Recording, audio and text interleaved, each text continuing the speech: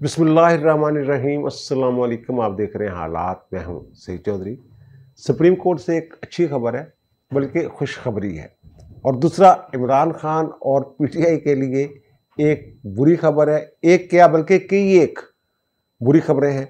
और फिर Lahore high court के चीफ जस्टिस मलिक शहजाद अहमद खान को इंटाइटल ही नहीं है, वो इस्तेहकाक ही नहीं रखते प्राडो गाड़ी रखने का। तो फिर ये प्राडो गाड़ी उनके ज़ेरे इस्तेमाल कैसे थी, उनके पास कहाँ से आई ये प्राडो गाड़ी, इस पर बात करेंगे। और फिर एक और जज साहब के हवाले से बुरी खबर है कि एक जज साहब के खिलाफ रेफरेंस है सुप्रीम जुडिशल काउंसिल में। मलिक शहजाद अहमद खान वाले रेफरेंस की बात नहीं मैं कर रहा, एक और जज साहब हैं, तो उनके खिलाफ जो शिकायत है वो प्राइवेट बंदे ने की हुई है। तो हुकूमत ने, जो मुझे पता चला है, ये फैसला किया है कि सुप्रीम जुडिशल काउंसिल में उस रेफरेंस को सपोर्ट किया जाएगा, यानी उस तायद की जाएगी उस रेफरेंस की। वो रेफरेंस क्या है? और फिर लाहौर हाई कोर्ट के चीफ जस्टिस जा रहे हैं सुप्रीम कोर्ट, तो फिर यहाँ नया चीफ जस्टिस कौन होगा? चीफ जस्टिस होगा या होगी? क्या मामला था और कौन लोग हैं जो सीनियर तरीन जज जो हैं शुजात अली खान, उनकी जगह एक खातून को चीफ जस्टिस मुकर्रर करवाना चाहते हैं लाहौर हाई कोर्ट का? ये मौज़ूआत हैं जिन पे हम बात करेंगे। लेकिन इससे पहले हम बात करेंगे एक बहुत अहम केस की। आज सुप्रीम कोर्ट में समाअत हो रही है। चीफ जस्टिस पाकिस्तान में से जस्टिस काजी फायजी साहब और जस्टिस नईम अख्तर अफगान पर मुश्तमिल बेंच जो है, 2 रुकनी बेंच, वो इलेक्शन कमीशन की उस दरख्वास्त की समाअत कर रहा है। उसका क्या नतीजा निकल सकता है, उनका केस जो है या मौक़िफ़ जो है इलेक्शन कमीशन का, वो किस हद तक मजबूत है? ये वही केस है जो लाहौर हाई कोर्ट के मिनिस्टर शाद करीम ने हुक्म जारी किया था कि जनाब लाहौर हाई कोर्ट के चीफ जस्टिस ने जो नाम भेजे हैं, उन्होंने 6 नाम कहा था कि जो 6 नाम भेजे हैं तो उनकी बतौर ट्रिब्यूनल, इलेक्शन ट्रिब्यूनल जो है वो तकर्री कर दी जाए, तकर्रनामा जारी कर दिया जाए। अगर तकर्रनामा जारी नहीं होता है 1 हफ्ते के अंदर अंदर, तो फिर ये समझ लिया जाए या तसव्वुर कर लिया जाए कि उनका तकर्रर हो गया है, नोटिफिकेशन हो गया है।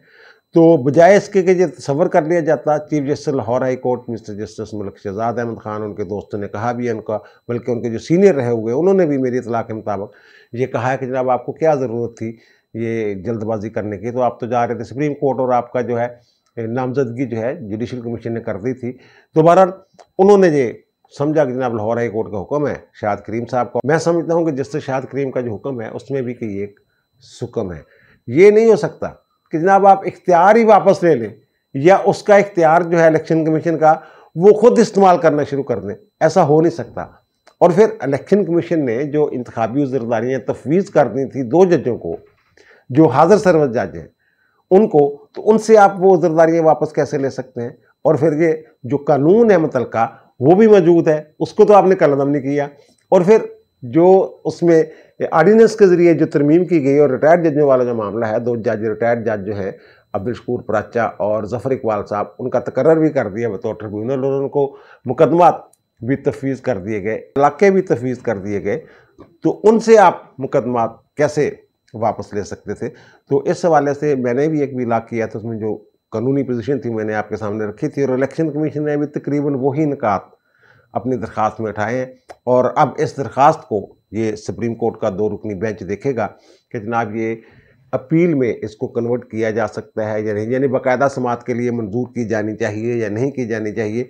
और जो केस है इलेक्शन कमीशन का और जो किरदार है लाहौर हाई कोर्ट का, इस हवाले से जजमेंट है और चीफ जस्टिस का जो किरदार है, तो उसको देखते हुए ये पेशगोई की जा सकती है। केस बहुत कमज़ोर है पीटीआई वालों का, और जो इलेक्शन कमीशन की दरख्वास्त है उसमें जो निकात हटाए गए हैं वो मैं समझता हूँ कि मजबूत कानूनी निकात हैं। तो इस बुनियाद पे ये कहा जा सकता है कि जो इलेक्शन ट्रिब्यूनल का नोटिफिकेशन जारी हुआ था और जो फैसला जारी हुआ था शाद करीम साहब की तरफ से, वो में भी हुक्म इम्तनाई आ जाए, वो मुअत्तल हो जाए, वो नोटिफिकेशन भी मुअत्तल हो जाए, अमल दरामद रुक जाए, कुछ भी उसमें जो है वो हो सकता है। और दूसरी जो मैं बात कर रहा हूँ कि सुप्रीम कोर्ट से एक अच्छी खबर है, अच्छी खबर बल्कि मैं उसको कह रहा हूँ कि खुशखबरी है। ये आइन का एक आर्टिकल है 182, वो ये कहता है कि अगर कोई जज सुप्रीम कोर्ट से रिटायर होता है और उसको रिटायर हुए अभी 3 साल नहीं हुए होते, तो उसे दोबारा सुप्रीम कोर्ट में लिया जा सकता है। अडहाक जज के तौर पे उसका तकर्रर हो सकता है और उसके इख्तियारात वही होते हैं जो एक मुस्तकिल जज की होती है, यानी पूरा एक जज होता है वो। और जो मिस्टर जस्टिस सरदार तारक मसूद साहब हैं, जो 10 मार्च को इस ओहदे से रिटायर हुए थे सुप्रीम कोर्ट के जज के तौर पे, उनका तकर्रर जो है वो मेरी इतला के मुताबिक 2 साल के लिए अडहाक जज के तौर पे हो सकता है, या कहीं फैसला हो गया हुआ है अदलिया के अंदर के जनाब उनको अडहाक जज के तौर पे लिया जाए, क्योंकि सुप्रीम कोर्ट में मुकदमात की तादाद बहुत ज़्यादा है और जो आए दिन मज़ीद उनमें इजाफा हो रहा है। तो जजेस जो है वो टोटल 17 हैं, और जो जिस आर्टिकल का मैंने जिक्र किया 182, उसके तहत अगर अडहाक जज लिया जाता है तो जब सुप्रीम कोर्ट में तमाम असामियाँ मुकम्मल हो जाती हैं, फेल हो जाती हैं, तो फिर उसके बाद अडहाक जज जो है वो लिया जा सकता है। यानी पहले तमाम जो असामियाँ खाली हैं वो पुर की जाएंगी। अब जो है इसी हफ्ते आजकल में chief justice Lahore high court जो है शहजाद साहब, मलिक शहजाद अहमद ख़ान, अकील अब्बासी साहब हैं सिंध हाई कोर्ट के चीफ जस्टिस, और फिर शाहद बिलाल हसन साहब हैं लाहौर हाई कोर्ट के जज, चौथे नंबर पे जज हैं इस वक्त वो। तो इनका तकर्रर जो है ये पार्लिमानी कमेटी ने मंजूरी दे दी जुडिशल कमीशन की नामजदगियों के बाद। तो अब इसका नोटिफिकेशन जो है वो जारी हो जाएगा और आजकल में इसी हफ्ते ये वहाँ अपने ओहदों का जब वो हल उठा लेंगे। और उसके बाद जो प्रोसेस है वो भी जुडिशल कमीशन नहीं करना होता है, लेकिन जुडिशल कमीशन की मंजूरी के बाद जब तमाम मामला किसी जज का, अडहाक जज का नाम जो है, ये बहुत जो है ना, अडहाक जज है ये बड़ा मोअज़्ज़ज़ पेशा है। ये मैं बताऊँ आपको, ये लोग तो समझते शायद जनाब उसको दोबारा नौकरी में, नहीं ऐसे नहीं है। अगर आप आइन का आर्टिकल 182 पढ़े ना, उसमें ये लिखा हुआ है कि जनाब जजों के तकर्रर का जो तरीक़ाकार है उसके मुताबिक जो है वो प्रोसेस करके, यानी जुडिशल कमीशन देखेगा, नामजदगी करेगा, फिर वो जाएगा पार्लिमानी कमेटी में और फिर उसका नोटिफिकेशन होगा। लेकिन वो उसमें यह है कि जो चीफ जस्टिस हैं सुप्रीम कोर्ट के, चीफ जस्टिस पाकिस्तान, वो मुतलका जज से, जो रिटायर्ड जज हैं जिनको लेके जाना है, उनसे दरख्वास्त करेंगे कि जनाब ये आप ओहदा, वो दरख्वास्त नहीं करेगा जज, नहीं, वो नहीं। सुप्रीम कोर्ट के चीफ जस्टिस यानी अदलिया के जो सरबराह हैं वो उससे दरख्वास्त करेंगे कि जनाब ये ओहदा जो है आप कबूल फरमा लें। ये इस हद तक मोअज़्ज़ज़ ओहदा है कि चीफ जस्टिस दरख्वास्त करता है उनसे। और जो मैं ये कह रहा हूँ ये खुशखबरी है, जो अच्छी खबर है वो ये है कि जो सरदार तारक मसूद साहब हैं, इनको मैंने लाहौर हाई कोर्ट में भी देखा है, सुप्रीम कोर्ट में भी देखा है। ये सीधी लाइन पे चलने वाले आदमी हैं, दरवेश आदमी हैं, ओहदों के पीछे भागने वाले नहीं हैं, हक सच में डट जाने वाले आदमी हैं। सुप्रीम कोर्ट के जिस बेंच ने इमरान खान और शाह महमूद कुरैशी की साइफर केस में जमानतें मंजूर की थी, उस बेंच के सरबराह सरदार तारक मसूद साहब थे।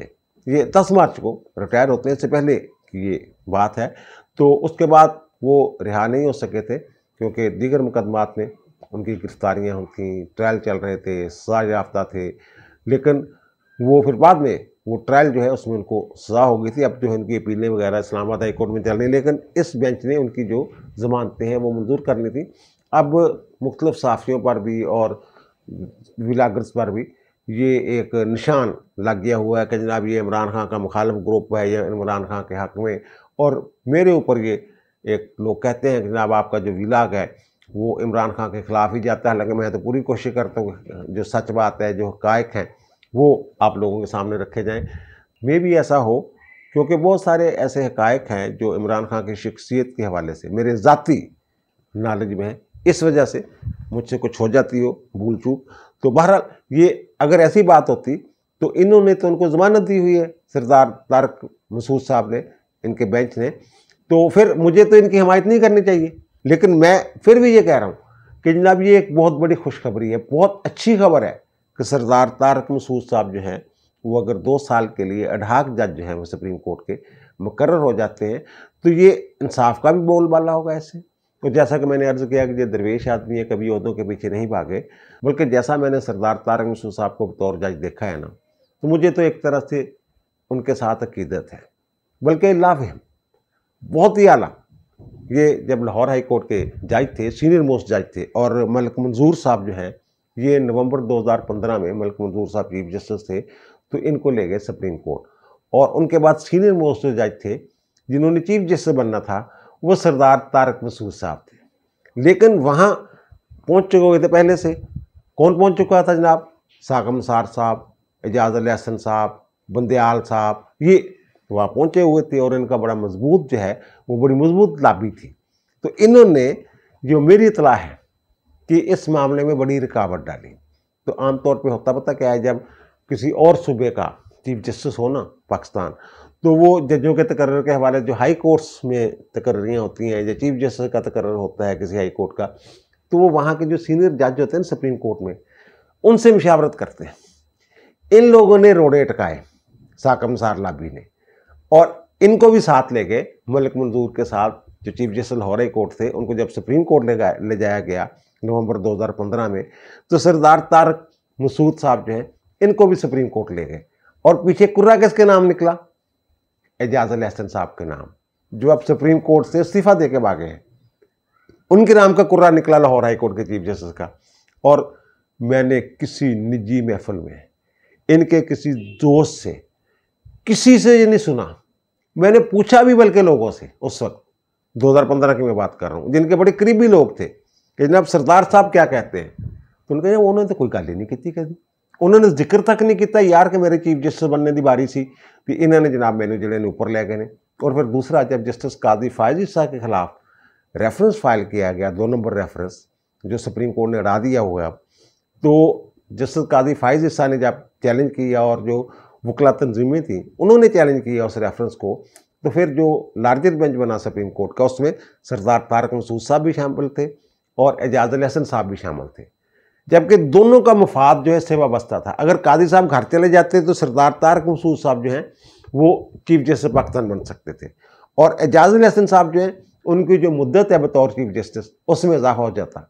लेकिन ये अल्लाह के फैसले होते हैं। एजाज अल एहसन साहब कहाँ ये सोच रहे थे जनाब मेरी जो मुद्दत है बतौर चीफ जस्टिस उसमें इजाफा हो जाएगा। ये उस वक्त तो इन्होंने कोई हवावां ही और थी ना, और ही हवावां चुड़ते पे थे ना लोग। एजाज अल एहसन साहब उठ नहीं रहे थे बेंच से, एतराज़ किया जा रहा था वकला की तरफ से, जनाब आपको फ़ायदा होगा इस केस की समाज से, आप इस केस को नहीं सुन सकते, ये कोड ऑफ कंडक्ट की खिलाफ वर्जी है। तो लेकिन वो नहीं होगा, मैं नहीं उठना, ये कह रहे थे बार बार मेरी मर्जी है, मैं नहीं उठता। फिर वो बेंच गया, फिर सरदार तारक मसूद साहब ने इन्होंने ये फिर ये कहा, उन्होंने कहा मैं तो घर से सोच के आया था कि इस केस में, इस केस का जो अगर फैसला काजी साहब के खिलाफ चला जाता है तो मुझे तो इससे फ़ायदा होगा, तो मैं इस बेंच में क्यों बैठूँ, मुझे नहीं बैठना चाहिए। जब सरदार तारक मसूद साहब उठे हैं ना उस बेंच से, फिर एजाज अल एहसन साहब जो हैं वो मजबूरन उठे हैं, और उनका चेहरा देखने वाला था। जब वो बेंच से अलग किया ना उन्होंने अपने आप को, तो एजाज अल एहसन के चेहरे पे जो ऐसे गुस्सा था ना कि चीटियाँ जिन्होंने कहने असी लै रहे सी, और जिस तरीके ने सरदार तारक मसूद वालों देख रहे थे ना कि मैं कच्चा खा जा, मैं इस बंदे ने यदि वजह ना जनाब, वरना कुछ भी फैसला हो सकता था। जो पहले फैसला आया था वो भी सारे जजेस जो है उन्होंने काजी साहब के हक में थोड़ा दिया था, उन्होंने तो मामला दोबारा इंक्वायरी के लिए भेज दिया था और कहा था जनाब के जो अक्सरियती फैसला था बदियाल वगैरह का उन लोगों का, उनसे कहा जनाब दोबारा जो है वो जो है FBR वो इंक्वायरी कर सकती है इनके साथियों की वगैरह वगैरह, और फिर वो रिपोर्ट देगी सुप्रीम जुडिशल काउंसिल को। यानी वो FBR तो पहले ही 2 नंबरियाँ कर रही थी। तो बहरहाल इसलिए मैं कह रहा हूँ कि सरदार तारक मसूद साहब जो है ना, ये अगर दोबारा इनका तकर्रुर होता है बतौर अल्हाक जज, ये एक बहुत अच्छा और मुस्तहसन इक़दाम होगा, मैं समझता हूँ। इसलिए मैं इसको कह रहा हूँ, मैं इसको अच्छी खबर की बजाय खुशखबरी इसलिए कह रहा हूँ कि मैं जानता हूँ इनको बतौर जज भी, इनके फैसलों की रोशनी में, इनके किरदार की रोशनी में, ये मैं कह सकता हूँ कि जनाब ये एक अच्छी खबर होगी, बल्कि खुशखबरी होगी लोगों के लिए, साइलीन के लिए, कि अगर सरदार तारक मसूद साहब जो हैं इनका बतौर अढाक जज जो है ये तकर्रर हो जाए। और दूसरा फिर ज़ाहिर है कि इसी हफ्ते मैंने कहा, बल्कि आजकल में जो 3 जजेज़ हैं जिसमें लाहौर हाई कोर्ट के चीफ जस्टिस भी शामिल हैं और शाद बिलाल हसन साहब भी शामिल हैं, और सिंध हाई कोर्ट के अकील अब्बासी साहब जो चीफ जस्टिस हैं वो भी शामिल हैं, वो अपने ओहदों का हल्फ उठा लेंगे। तो फिर लाहौर हाई कोर्ट का चीफ जस्टिस है वो कौन बनेगा? अब मेरी जो इत्तला है उसके मुताबिक सीनियर तरीन जज जो हैं इनके जाने के बाद, 2 जजों के जाने के बाद, बल्कि वो शाद बिलाल साहब तो चौथे नंबर पे हैं जो ऊपर जा रहे हैं, तो इस वक्त भी सीनियर तरीन जज जो हैं वो शजात अली खान साहब हैं, और यानी सीनियर पूनी जज जिसको कहते हैं, तो शहजाद साहब के बाद भी वही सीनियर तरीन जज है। तो फिर जो कायम मकाम चीफ जस्टिस के तौर पे अब इनका तकर्रर जो है वो होगा शजात अली खान साहब का। उसके बाद जनाब मुस्तकिल चीफ जस्टिस कौन होगा, इस हवाले से जो मुझे मेरी इतला है, जो जुडिशल कमीशन है उसमें किसी हद तक इख्तलाफ राय है। कुछ लोग ये कह रहे हैं वहाँ कि जनाब लाइन ना तोड़ी जाए, जो सीनियर तरीन बंदा है उसी को चीफ जस्टिस मुकर्रर कर दिया जाए, यानी शुजात अली खान को ही मुस्तकिल चीफ जस्टिस जो है लाहौर हाई कोर्ट का मुकर्रर कर दिया। और लेकिन दूसरी तरफ कुछ और लोग हैं जो ये कह रहे हैं कि ये ज़रूरी नहीं है, आइन में कहीं नहीं लिखा हुआ कि सीनियर तरीन जज जो है वही चीफ जस्टिस बनेगा, ये सिर्फ सुप्रीम कोर्ट के लिए शर्त है आइन की, हाई कोर्ट्स के लिए ये शर्त नहीं है। माजी में भी जो जूनियर जजेस हैं वो चीफ जस्टिस बनते रहे हैं। और फिर इसके लिए जो इस वक्त तीसरे नंबर पे खातून जज हैं मिस आलिया नीलम, उनके नाम पे जो है वो कुछ लोग जो है वो जोर दे रहे हैं कि जनाब आलिया नीलम साहबा, और उनके बारे में मैं जो दूसरे नंबर पे जज है, पहले नंबर पे शजाद साहब हो गए ना, दूसरे नंबर पे अली बाकर नजफी साहब, उनके बारे में मैंने बता दिया था कि वो क्यों नहीं बन सकते चीफ जस्टिस, क्यों सुप्रीम कोर्ट नहीं जा सके। तो उसके बाद उनका नाम है आलिया नीलम साहबा का तीसरे नंबर पे। और जस्टिस मंसूर अली शाह साहब ये कह रहे हैं कि जनाब कम से कम 3 नाम जो हैं उन पे गौर होना चाहिए चीफ जस्टिस के लिए, ये नहीं कि आंखें बंद करके सीनियर 3 जज को जो है वो चीफ जस्टिस मुकर्रर कर दिया। इस हवाले से 2-3 मसाले भी वो कहते हैं कि दी गई हैं कि जनाब देखें फ़लाँ को बनाया, फ़लाँ को बनाया, फ़लाँ को बनाया, तो वो सुप्रीम कोर्ट नहीं जा, जिनका जिक्र किया गया ना वो सुप्रीम कोर्ट नहीं जा सके थे, वो लाहौर हाई कोर्ट के चीफ जस्टिस के ओहदा से ही रिटायर हो गए थे। वो कहते ना आप कम कर देती हो ना जजा तो कम लेंदे सी। और ये भी एक दलील दी जा रही है कि जनाब जो चीफ जस्टिस हो उसको दबंग होना चाहिए, किसी के दबाव में ना आए। और जस्टिस आलिया नीलम साहबा जो है उनके बारे में यही है, एक कोई सौखी जज नहीं होनी है। खतून जज होने की वजह लोग कहने खतून होगी पता नहीं किन्नी नरमी करने की करने, वो भी अपनी नोयत की अलग ही जज है, वो भी किसी के प्रैशर प्रूशर जाने वाले नहीं है, ना वो चीफ जस्टिस के प्रैशर जाती ना उन्होंने किसी के प्रैशर जाती, वो इंडिपेंडेंट काम करने वाली खातून है आलिया नीलम। और मेरी इतला के मुताबिक जो जस्टिस सईद मंसूर अली शाह साहब हैं, नाम भी मैं ले देता हूँ उनका, वो सुप्रीम जस्टिस के मेंबर और सीनियर तरीन जज हैं, काजी साहब के बाद सुप्रीम कोर्ट को आइंदा जो है इसी साल चीफ जस्टिस पाकिस्तान बनने वाले हैं। उनकी तरफ से ये कह लें, डिज़ायर कह लें, ख्वाहिश कह लें, या वो कह रहे हैं कि आलिया नीलम जो है इनको मुस्तकिल chief justice Lahore high court जो है ये मुकर्रर किया जाए। फिर जो मैं कह रहा हूँ कि जस्टिस मलिक शहजाद अहमद ख़ान इंटाइटल ही नहीं थे, उनका इस्तेहकाक ही नहीं था कि वो पराडो गाड़ी रख सकते। वो उस वक्त चीफ जस्टिस नहीं थे 2022 में, वो जज थे लाहौर हाई कोर्ट के, तो फिर उनके पास पराडो कहाँ से आ गई। जो मैंने पिछले विलाग में बताया भी था कि उनकी जो साहबजादी हैं मुबैना तौर पे वो गाड़ी चला रही थी जब 2 नौजवान हैं जो सेवर फूड जो है वहाँ से काम करके निकले थे, गाड़ी छोड़ के गई थी, और फिर वो उनकी गाड़ी जो है खातून जो है वो गाड़ी चला रही थी और वो गाड़ी के नीचे आके कुचले गए थे और जहाँ बाक हो गए थे। तो फिर गाड़ी खातून जो है वो वहाँ छोड़ के चली गई थी, वो पुलिस वाले पकड़ के ले गए थे। वो गाड़ी थी LEJ 17 2017 मॉडल था, 666 उसका नंबर था, प्राडो गाड़ी थी। और वो गाड़ी जो थी वो कायदे आज़म पावर प्रोजेक्ट जो है हुकूमत का, हुकूमती गुलबर्ग में उनका दफ्तर है, तो उनकी गाड़ी थी, लेकिन वो अलाट हुई थी लाहौर हाई कोर्ट को और वहाँ से वो मलिक शहजाद साहब के पास थी। तो ये मैं कह रहा हूँ इनटाइटल नहीं थे, फिर गाड़ी गई कैसे।